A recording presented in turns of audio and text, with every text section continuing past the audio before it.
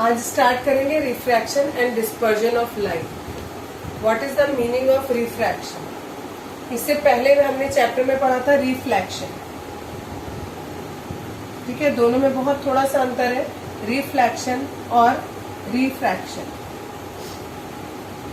Reflection में क्या होता है, ये एक सरफेस है, लाइट आई, इस सरफेस से टकराई, यहाँ पर हमने एक नॉर्मल ड्रॉ किया और ये इसी मीडियम में वापस चली। ठीक है, आपको अब रिफ्रैक्शन में मीडियम का कंसेप्ट समझना पड़ेगा। मीडियम क्या होता है? मीडियम हमारे तीन तरीके के, सॉलिड, लिक्विड और गैस, ये तीन तरीके के मीडियम होते हैं। ठीक है, इन तीनों मीडियम में लाइट की स्पीड डिफरेंट होती है। ठीक, गैस में जिसमें हमारी स्पीड जो है जो डिफरेंट होती है, उसकी वजह से अभी मैं बताऊंगी कि उसमें क्या चेंजेस होगा रिफ्रैक्शन में। यहाँ पर तो क्या हो रहा है, लाइट जिस मीडियम में आई, ये एक सरफेस था, इस सरफेस के बाद टकराने के बाद नीचे लाइट नहीं गई, लाइट आई, टकराई और उसी मीडियम में वापस चली, दैट इज रिफ्लेक्शन। अब मुझे पढ़ाना है दैट इज रिफ्रैक्शन। उसके लिए देखो, ये एक सरफेस है, हमने मान लिया ये कोई कंटेनर है, इस कंटेनर के अंदर पानी है। ठीक है, और ऊपर क्या है, हमारी एयर है, नीचे क्या हुआ, हमारा वाटर हुआ। एयर हमारी कम डेंस होती है, वाटर हमारा बहुत ज्यादा डेंस होता है। ठीक है, डेंस का मतलब होता है भरा हुआ। आपको पता है एयर के जो मॉलिक्यूल्स होते हैं या पार्टिकल्स होते हैं, इनमें वो बहुत दूर दूर होते हैं, जबकि जो लिक्विड होता है उसमें जो पार्टिकल्स होते हैं वो थोड़ा पास पास होते हैं। ठीक है, तो दैट मीन्स जो वाटर है वो ज्यादा डेंस है और जो एयर है वो लेस डेंसर है। जो डेंस कम होता है उसे हम रेयर बोलते हैं, RARE, रेयर। और जो जिसमें पार्टिकल्स बहुत पास पास होते हैं उसे हम बोलते हैं डेंस। अगर हम अभी हमने बोला कि यहाँ पर एयर जो है वो रेयर है और जो वाटर है वो डेंसर मीडियम है, बट अगर मैं एक जगह मैंने ले लिया वाटर और दूसरी जगह मैंने ले लिया वुड, इस केस में जो वाटर है वो हमारा रेयर मीडियम हो जाएगा और जो वुड है वो हमारा डेंसर मीडियम हो जाएगा। क्यों? क्योंकि जो वुड के पार्टिकल्स हैं वो वाटर के पार्टिकल से भी बहुत पास पास हैं। पानी के पार्टिकल इतनी दूर दूर थे और वुड के पार्टिकल बिल्कुल पास पास है। ठीक है, तो वुड जो है वो और ज्यादा डेंसर हो गया। लेकिन हमें यहाँ एट ए टाइम केवल दो मीडियम लेके चलने हैं, तो हमने दो मीडियम लिया। सपोज एक मीडियम हमने लिया एयर और दूसरा मीडियम हमने लिया वाटर। तो मैंने आपको बताया एयर में एयर कम डेंस है यानी रेयर है और वाटर जो है वो हमारा डेंस है। इसमें क्या होगा, रिफ्रैक्शन किसे कहते हैं? अब लाइट आई, एक मीडियम में आई, एक मीडियम से आ रही है, यहाँ पर नॉर्मल ड्रॉ करेंगे। नॉर्मल ड्रॉ करने के बाद जब हम रिफ्लेक्शन करते थे उसमें होता था लाइट आई, नॉर्मल बनाया, वो उसी मीडियम में वापस चली। बट अब यहाँ पर लाइट दूसरे मीडियम में जाएगी, दूसरे मीडियम में जाएगी, लेकिन या तो बिल्कुल ऐसे स्ट्रेट लाइन में नहीं जाएगी, जैसे ये आई और ऐसे स्ट्रेट लाइन में नहीं जाएगी। कैसे जाएगी? या तो ये जो नॉर्मल है इसके पास आ जाएगी या इस नॉर्मल से दूर चली जाएगी। कायदे में लाइट को कैसे आना चाहिए था? हमने पढ़ा है light travels in a straight line. ठीक है, ये लाइट आई ऐसे जानी चाहिए थी, लेकिन ये लाइट ऐसे नहीं जाएगी। रिफ्लेक्शन में क्या होता है, ये लाइट आई, जैसे ही इसका मीडियम चेंज होगा या तो ये नॉर्मल के पास आ जाएगी या फिर ये नॉर्मल से दूर चली जाएगी। अब हमें कैसे पता लगेगा कि नॉर्मल से दूर जाएगी या नॉर्मल के पास आएगी, वो मैं अभी आपको बताती हूँ।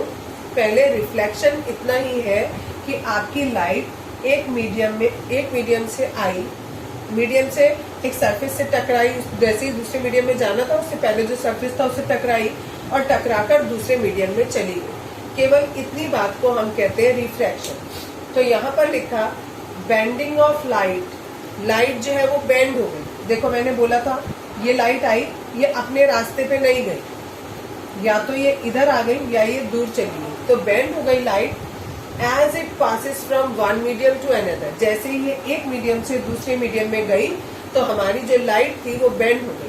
बस इतने प्रोसेस को हम रिफ्रैक्शन बोलते हैं। ठीक है, अब ये बेंड क्यों होती है इसका रीजन सुनो। अभी मैंने थोड़ी देर पहले बोला कि जो लाइट होती है वो तीनों मीडियम में सेम स्पीड से नहीं चलती है। ठीक है, तो जब सेम स्पीड से नहीं चल रही तो आप ऐसा समझो जैसे आपका ये सड़क है, ठीक, पूरी खाली सड़क है, बिल्कुल खाली सड़क है और आपको जाना है तो आप बिल्कुल स्ट्रेट निकल जाओ। ठीक, लेकिन अगर सपोज थोड़ी दूर तक खाली सड़क थी, ठीक, तो आप बिल्कुल स्ट्रेट गए, बट आगे जाके भीड़ आ गई। ठीक, भीड़ आ गई तो आप थोड़ा सा कभी इधर हुए, कभी इधर हुए, कभी इधर हुए, ऐसे करके जाने लगे। ठीक, आगे जाके आपको बहुत ज्यादा भीड़ मिली, ठीक है, बहुत ही ज्यादा भीड़ मिली, तो आप अपनी जगह के आसपास घूमे जा रहे और ऐसे ऐसे करके जा रहे। ठीक, तो आपको इसमें स्पीड आपकी सबसे तेज रही, इसमें स्पीड आपकी थोड़ी धीमी हुई और इसमें स्पीड आपकी बिल्कुल धीमी हुई। सेम थिंग फॉर लाइट, जब लाइट एयर में चलेगी तो बहुत तेज स्पीड से चलेगी, वाटर में आएगी तो थोड़ी स्पीड और कम हो जाएगी, और अगर सॉलिड में चली जाएगी यानी वुड में चली गई तो उसकी स्पीड और भी ज्यादा कम हो जाएगी। तो जब यहाँ पर स्पीड कम हो जाती है या ज्यादा हो जाती है तो उसका जो डायरेक्शन है वो चेंज हो जाता है। यहाँ पर आ रही थी, आने के बाद उसका डायरेक्शन या तो ये हो जाएगा या फिर ये हो जाएगा। सेम केवल तभी रहेगा जब ऊपर और नीचे दोनों जगह मीडियम सेम हो, तभी वो स्ट्रेट लाइन में जाएगी, नहीं तो वो स्ट्रेट लाइन में नहीं जाएगी। आप कैसे पता लगाएंगे कि ये जो लाइट आ रही है, इंसिडेंस रे जो है, ये नॉर्मल के पास आएगी या नॉर्मल से दूर जाएगी? उसके लिए देखो, light bends towards the normal, यानी लाइट रे नॉर्मल के पास आ जाएगी at the point of incidence as it passes from an optically rarer to an optically denser medium. अगर रेयर से डेंसर में जा रही है, ऊपर वाला रेयर है, ऊपर वाला रेयरर मीडियम है और नीचे वाला डेंसर मीडियम अगर है, ठीक, तो क्या होगा, ये लाइट जो है वो नॉर्मल के पास आ जाएगी। इसका जस्ट उल्टा, अगर हमारा ऊपर का मीडियम डेंस हो जाए, ऊपर का मतलब जहां से लाइट हमारी आ रही है, अगर वो वाला मीडियम डेंस हो गया और जिस जगह वो अंदर आ रही है अगर वो रेयरर मीडियम है तो जाना चाहिए था इसको ऐसे, बट ये जाएगी ऐसे, यानी ये नॉर्मल से अवे चली जाएगी, मीन्स दूर चली जाएगी। ठीक है, यहाँ सेकंड में यही लिखा है, light bends away from normal if it passes from a denser to a rarer medium. आज बताऊंगे इफेक्ट्स ऑफ रिफ्रैक्शन। कल हमने पढ़ा था रिफ्रैक्शन किसे कहते हैं, आज उसके इफेक्ट देखेंगे।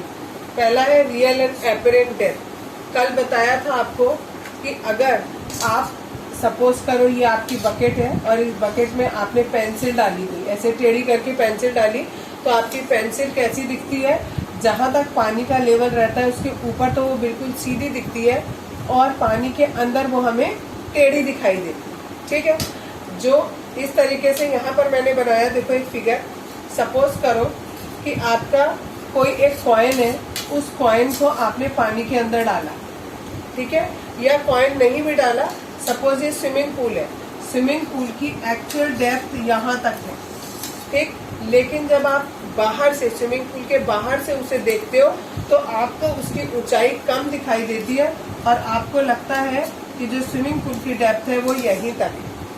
ऐसा किस लिए होता है, रिफ्रैक्शन की वजह से होता है। ठीक है, जो हमारी ओरिजिनल लेंथ थी दैट इज रियल डेप्थ, और जो हमें लग रहा है कि इतनी उसकी डेप्थ है उसे हम क्या कहते हैं, एपरेंट डेप्थ कहते हैं। एपरेंट मीन्स जो आपको अपीयर हो रही है, जो आपको दिखाई दे रही है कि इतनी डेप्थ है, उसे हम एपरेंट डेप्थ कहते हैं। इसी तरीके से ये फिगर बनाया हुआ है, यहाँ पर एक ट्रफ लिया हुआ है, उसके अंदर एक पेंसिल रखी है, पेंसिल को हमने टेढ़ा करके रखा है। पेंसिल को सीधा करके रखोगे तो पेंसिल टेढ़ी नहीं दिखाई देगी, तो बिल्कुल सीधी दिखाई देगी। ठीक है, केवल उसमें फर्क ये लगेगा कि हाँ, जितना पानी के अंदर नीचे पार्ट डूबा हुआ है वो पार्ट आपको थोड़ा छोटा लगेगा। सपोज करो आपने पानी में इतना पार्ट, ये व्हाइट वाला पोर्शन डुबा के रखा है, तो जब आप बाहर से उसे देखोगे तो आपको ऐसा लगेगा कि केवल इतना पार्ट आपने पानी के अंदर डुबाया है उसे, ठीक है, यानी उसकी हाइट छोटी लगेगी। लेकिन जब आप पेंसिल को टेढ़ा करके रखोगे तो आपको पेंसिल ऐसे दिखाई देगी।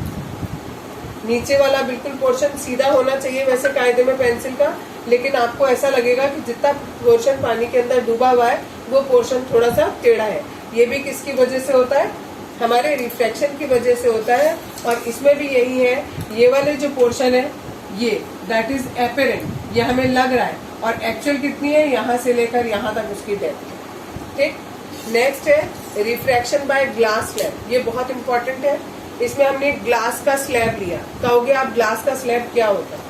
सिंपल एक कांच का बना हुआ टुकड़ा होता है जो रेक्टेंगल शेप का होता है, ठीक है, और क्यूबॉइड कह लो आप। जैसे क्यूबॉइड होता है ना आपका पेंसिल बॉक्स होता है, बस वो पेंसिल बॉक्स आपका किसका बना हुआ है? कांच का बना हुआ है, उसे हम कहेंगे रेक्टेंगुलर स्लैब। इसमें क्या किया आपने?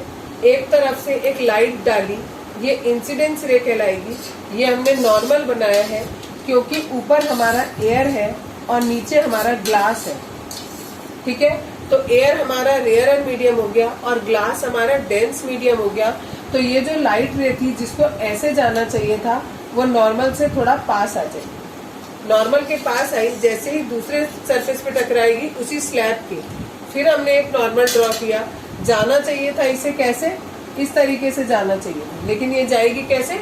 नॉर्मल से दूर हो जाएगी, ठीक। यानी जो एक्चुअल रे थी जो हमने शुरू में डाली, अगर हमें पता है कि लाइट स्ट्रेट लाइन में चलती है तो लाइट को ऐसे जाना चाहिए था, ये आई और ऐसे चली। लेकिन ग्लास स्लैब में से होकर जाने के बाद वो कहाँ गई? वो इधर गई तो बिल्कुल इसके पैरेलल। ये दोनों लाइन बिल्कुल पैरेलल होती, ठीक, लेकिन इनके बीच में ये गैप होता है, ठीक। इस गैप को हम लेटरल डिस्पर्जन बोलते हैं, ठीक है। ये जितना भी गैप होता है इसको लेटरल डिस्पर्जन बोलते हैं। Emergent ray is parallel to the incidence ray. ये हमारी इंसिडेंस रे जो बाहर निकली लास्ट में, दैट इज इमर्जेंट रे। इंसिडेंट रे और इमर्जेंट रे दोनों बिल्कुल पैरेलल होती हैं, बस केवल कितना अंतर होता है? लेटरली डिस्प्लेस्ड होती है, यानी थोड़ा सा गैप होता है दोनों के बीच में, जिसे हम लेटरल डिस्पर्जन बोलते हैं। ये वाला जो पोर्शन है दैट इज लेटरल डिस्पर्जन।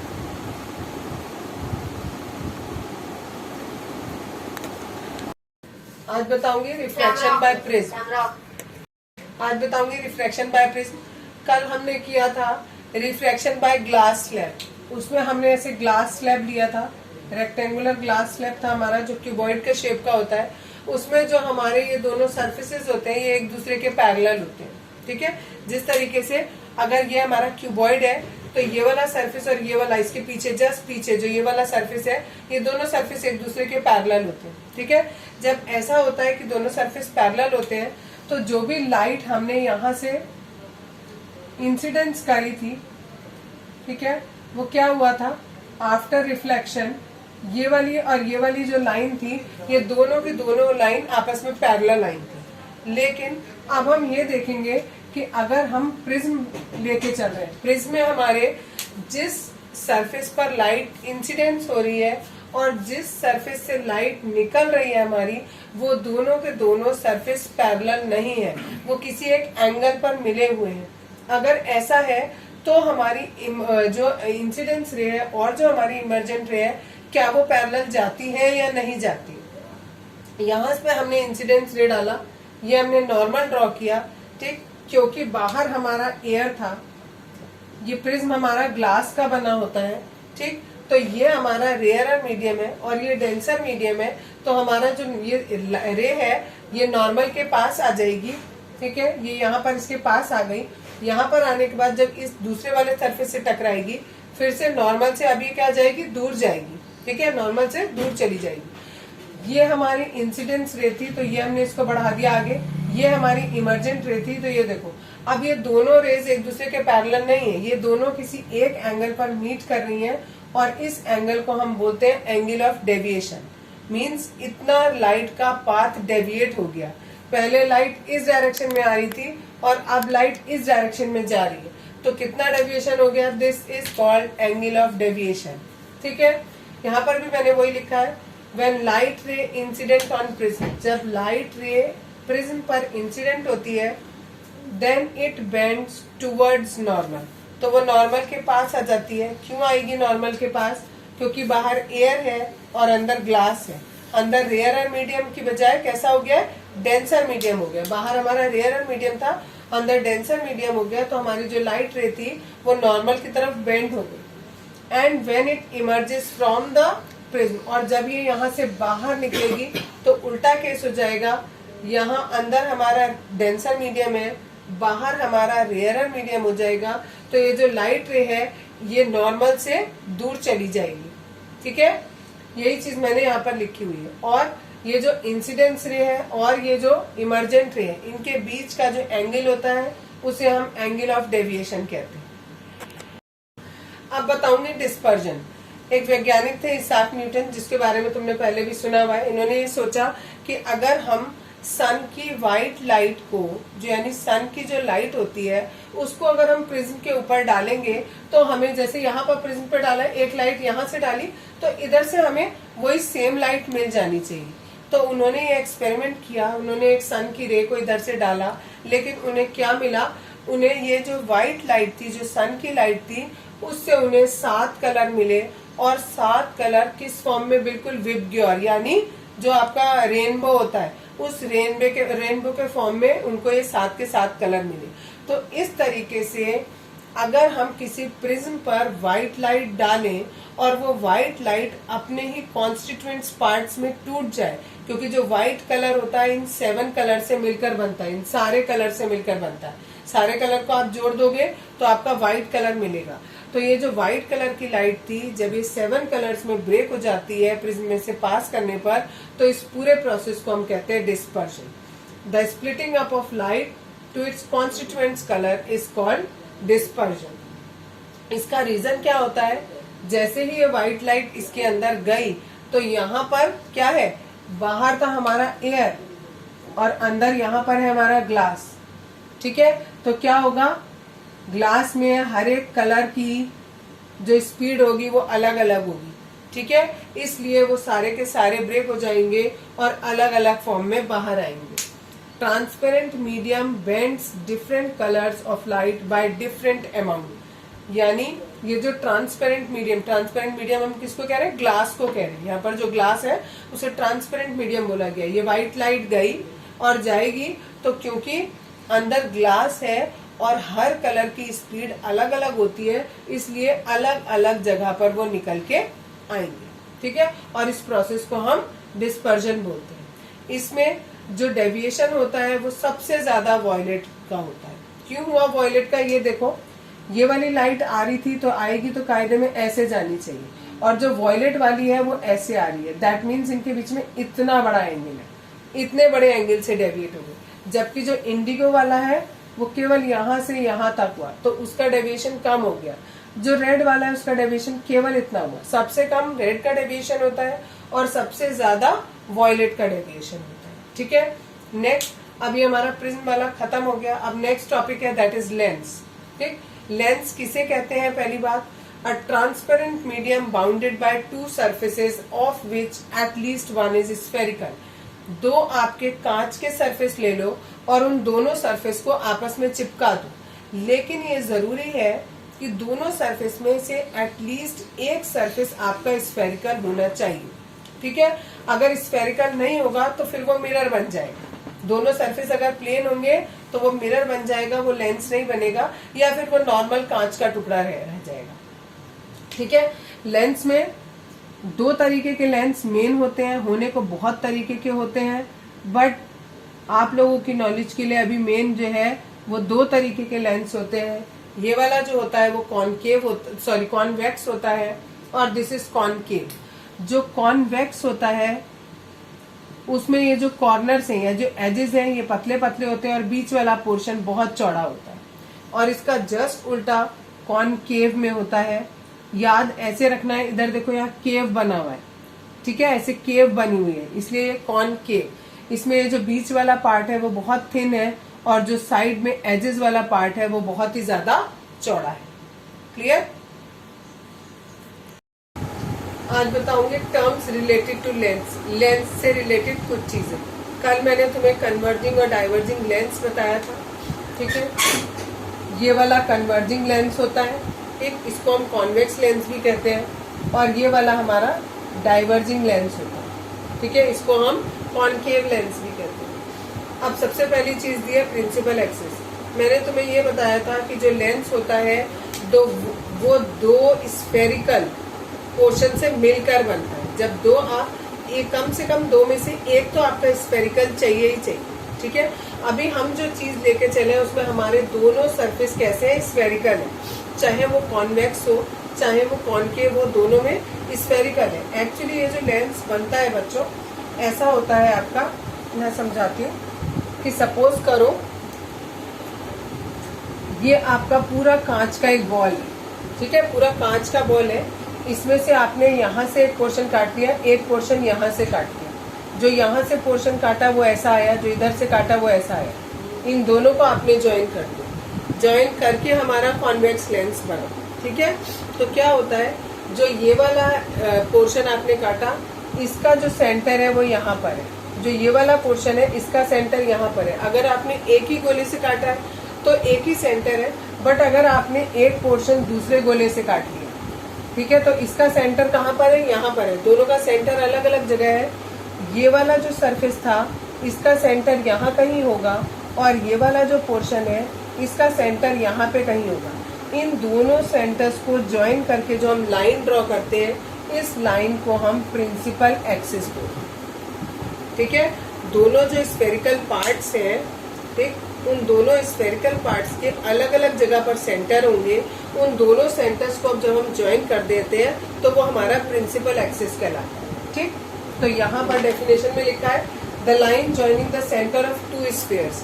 कौन से स्फीयर, जिन स्फीयर से हमने वो स्फेरिकल पार्ट्स काटे हैं, उसके स्फीयर्स के जो सेंटर है उनको ज्वाइन करेंगे तो उस लाइन को हम प्रिंसिपल एक्सिस बोलेंगे, ठीक। यानी सिंपल सी बात ये, अगर ये हमारा कॉन्वेक्स लेंस है और ये हमने लाइन ड्रॉ करी तो ये this line is principal axis. और ये प्रिंसिपल एक्सिस कहाँ से, ये वाला भी एक सेंटर और एक ये सेंटर, ठीक।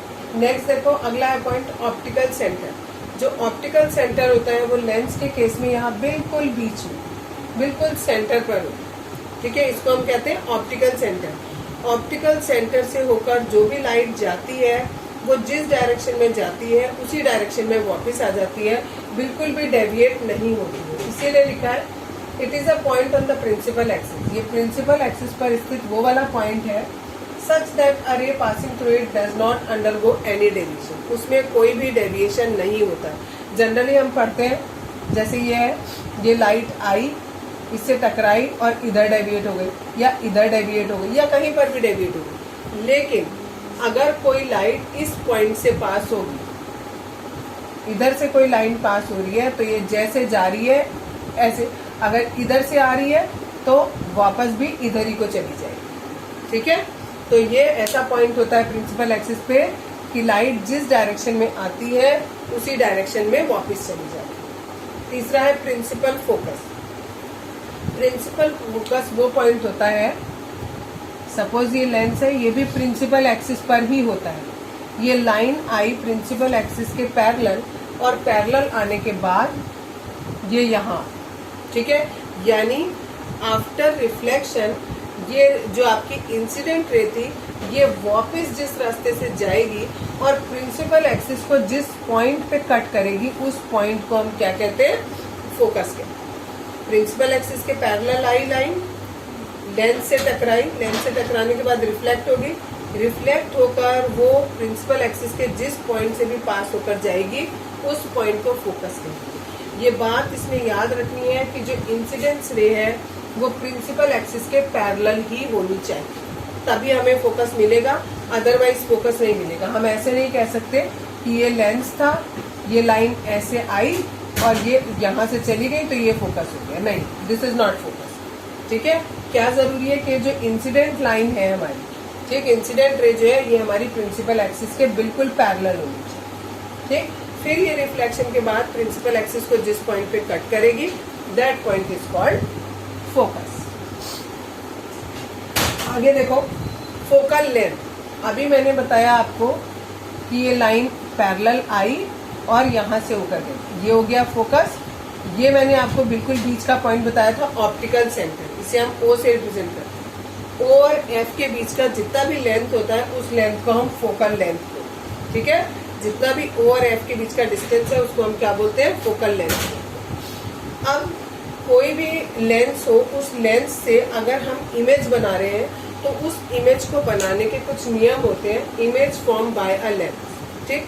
3 ही नियम होते हैं इसके। जितने भी आप आगे रे डायग्राम्स बनाओगे तो सारे के सारे रे डायग्राम इन्हीं 3 नियम पर आधारित है, ठीक है। पहला नियम, तीनों के तीनों नियम बहुत सिंपल है। अभी लैंग्वेज पे मैं नहीं जा रही, मैं तुम्हें ऐसे ही नियम समझा रही हूँ, ध्यान से सुनो। अभी एक बताया, अगर कोई लाइन प्रिंसिपल एक्सिस के पैरेलल आ रही है, आफ्टर रिफ्लेक्शन ये कहाँ चली जाए, प्रिंसिपल एक्सिस के जिस पॉइंट से ऊपर जाएगी उसे हम क्या कहते हैं, फोकस कहते हैं। तो पहला नियम यही है कि अगर कोई लाइन प्रिंसिपल एक्सिस के पैरेलल आती है तो वो रिफ्लेक्शन के बाद फोकस से होकर जाती है, ठीक। दूसरा नियम हमारा ये है, अगर कोई लाइन इस ऑप्टिकल सेंटर से पास हो रही है तो जिस डायरेक्शन में वो आएगी उसी डायरेक्शन में वापस चली जाएगी, ठीक। तीसरा नियम इसी का, पहले वाले का उल्टा है जस्ट। अगर कोई रे फोकस से आ रही है, ये सपोज फोकस है, यहाँ से आ रही है कोई, ठीक, ये इंसिडेंस हो रही है, तो ये आफ्टर रिफ्लेक्शन प्रिंसिपल एक्सिस के पैरेलल चली जाएगी। बस ये 3 नियम है आपके। इन 3 नियम पर सारे रे डायग्राम्स बनेंगे। आप कहोगे रे डायग्राम क्या होते हैं, वो आगे बताऊंगी रे डायग्राम क्या होते हैं।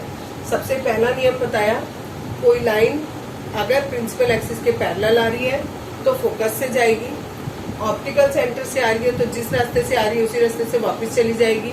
और तीसरा बताया, अगर फोकस से आ रही है तो प्रिंसिपल एक्सिस के पैरेलल जाएगी। क्लियर। एक चीज और बता रही हूँ कि जो कॉन्केव लेंस कॉन्वेक्स लेंस होता है उसे हम कन्वर्जिंग लेंस बोलते हैं, और जो कॉन्केव लेंस होता है उसे हम डाइवर्जिंग लेंस बोलते हैं। तो क्यों बोलते हैं, देखो, जितनी भी रेज प्रिंसिपल एक्सिस के पैरेलल आएंगी, अभी लॉ बताया कहाँ से होकर जाएंगी, फोकस से होकर जाएंगी। ये भी फोकस से, ये भी फोकस से, ऐसे ही जितनी भी लाइन आएंगी ये सारी की सारी फोकस से होकर जाएंगी। तो ये जितनी भी रेज यहाँ से आ रही है सारी की सारी एक पॉइंट पे कन्वर्ज हो रही है, इकट्ठी हो रही है, इसलिए हम इसे नाम देते हैं कन्वर्जिंग लेंस, ठीक।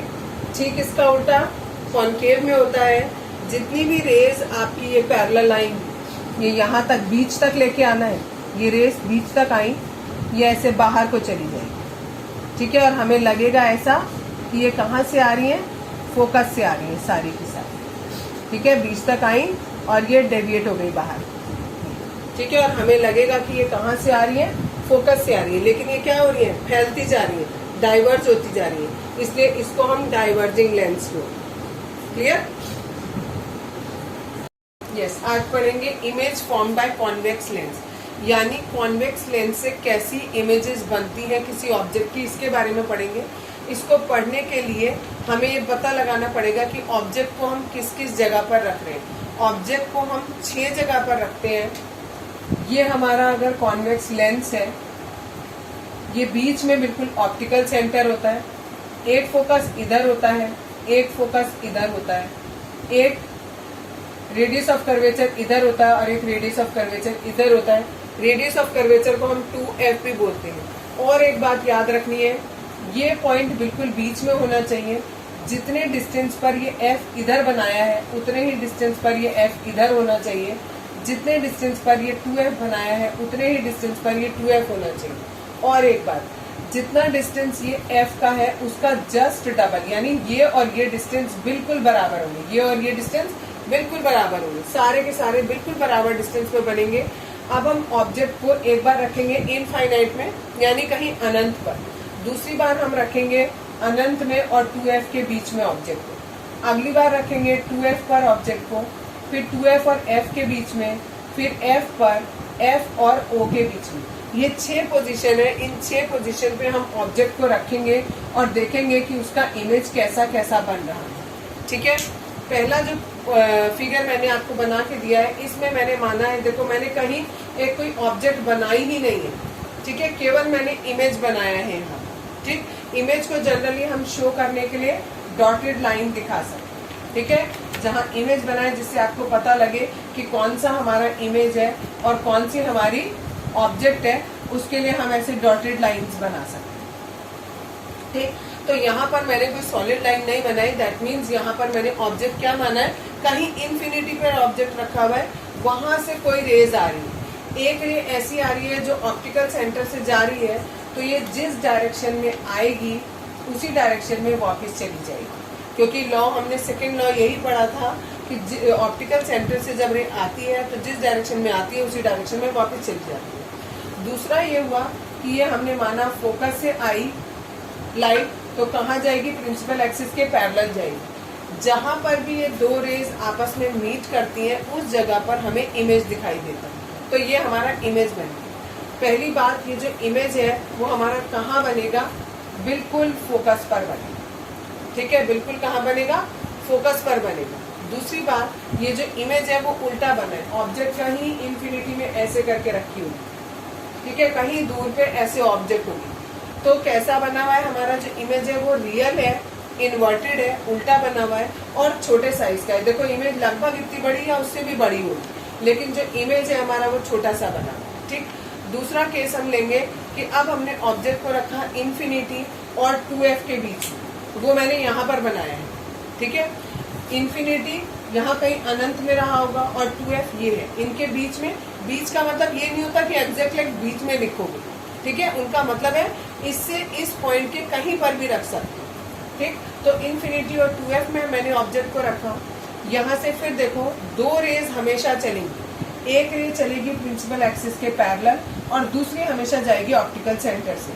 तो जो प्रिंसिपल एक्सिस के पैरेलल गई है वो फोकस से होकर चली गई, ये फोकस था हमारा, और दूसरी जो ऑप्टिकल सेंटर से गई वो जिस डायरेक्शन में गई उसी डायरेक्शन में वापस आ गई। ये दोनों जिस जगह मीट करेंगी वहां पर हमारा इमेज बनेगा। और ये इमेज देखो, ये वाला पॉइंट था f और ये वाला पॉइंट था 2f, इन दोनों के बीच में हमारा ऑब्जेक्ट वो इमेज बन रहा है। तो हमने लिखा between f and 2f। Real है, उल्टा है, क्योंकि उल्टा है इसलिए हम उसे रियल बोलेंगे, तो रियल है, इन्वर्टेड है। और देखो ऑब्जेक्ट जितना भी साइज का था उससे थोड़ा छोटे साइज का हमारा बनेगा। हो सकता है आपको मेरे फिगर में लगभग बराबर या थोड़ा बड़ा लग रहा हो, बिकॉज मैंने सब कुछ हाथ से बनाया है, तो अंदाजे से बनाया है। जब आप स्केल से नाप के हर चीज बनाओगे तो आपको ये सोचने की जरूरत नहीं पड़ेगी कि आपका इमेज छोटा बनेगा कि बड़ा बनेगा, अपने आप ही वो वैसा आएगा। आपको ये नहीं सोचना पड़ेगा कि हमारा जो इमेज है वो f और 2f के बीच में बनेगा या नहीं बनेगा। ऑब्वियसली ये दोनों लाइन हमेशा इस जगह पर ही काटेंगी अगर आपने ऑब्जेक्ट को कहाँ रखा है, इन्फिनिटी और 2f के बीच में रखा है। तीसरे केस पे आते हैं। तीसरे केस में मैंने रखा बियॉन्ड 2f। बियॉन्ड 2f है तो नहीं, सॉरी, बियॉन्ड 2f ये हो गया, that is eight 2f। 2f पे रखा ये वाला केस। ठीक है, 2f पे जब हमने ऑब्जेक्ट को रखा, एक रे चली पैरेलल, जाएगी फोकस से होकर, ये फोकस से गई, दूसरी जाएगी ऑप्टिकल सेंटर से, जिस डायरेक्शन में गई उसी डायरेक्शन में वापस आएगी। ये दोनों फिर एक जगह मीट करेंगे, जहां मीट करेंगे वहीं हमारा इमेज बनेगा। और ये हमने देखा बिल्कुल किस जगह पर मीट कर रहे हैं, 2f। यानी जब हमने ऑब्जेक्ट को 2f पे रखा था तो हमारी इमेज भी कहाँ बनी, 2f पे बनी। रियल है, इन्वर्टेड है और बिल्कुल सेम साइज के, जितना साइज इस ऑब्जेक्ट का है उतना ही साइज हमारा इमेज का है। नेक्स्ट केस है हमारा between f and 2f। f और 2f के बीच में ऑब्जेक्ट रखना है। ठीक, लाइन एक पैरेलल जाएगी, वो प्रिंसिपल फोकस से होकर जाएगी, दूसरी ऑप्टिकल सेंटर से गई उसी डायरेक्शन में वापस आएगी। जहां पर ये दोनों मिलेंगे वहां इमेज बनेगा। यहाँ पर इमेज हमारा फोकस और 2f के बीच में बना, यानी f और 2f के बीच में रखोगे तो हमारा इमेज कहाँ बनेगा, बियॉन्ड 2f बनेगा और रियल बनेगा, इन्वर्टेड बनेगा और थोड़े से बड़े साइज का बनेगा। नेक्स्ट है एट f। जब हमने अपना क्या हुआ, ये इमेज पहले गलत हो गया था, बियॉन्ड 2f बनेगा, यानी 2f के बाद में बनेगा। नेक्स्ट है हमारा एट एफ, यानी जब हमने अपने ऑब्जेक्ट को बिल्कुल एफ पर रखा हुआ है, यानी ये वाला केस, यहाँ वाले केस में हमने देखो बिल्कुल ऑब्जेक्ट को एफ के ऊपर रखा हुआ है। पहली लाइन प्रिंसिपल एक्सिस के पैरेलल जाएगी, ये फोकस से होकर चली जाएगी। दूसरी लाइन ऑप्टिकल सेंटर से जाएगी और ये उसी डायरेक्शन में वापस चली जाएगी। आप इन्हें आगे तक मिला के देखो, ये कहीं नहीं मिलेंगे। ऐसे ही आप इन्हें पीछे भी मिला के देखोगे तो ये पीछे भी कहीं नहीं मिलेंगे। तो दैट मीन्स कि कहीं अनंत में जाकर यहाँ पर हमारा इमेज बनेगा। तो उसके लिए हमें ये रखना है कि हमारा इमेज कहाँ बन रहा है, इन्फिनिटी पे बनेगा। हम मानते हैं इधर ही कहीं जाके इन्फिनिटी में जाके बनेगा, ठीक। तो रियल होगा, इन्वर्टेड होगा।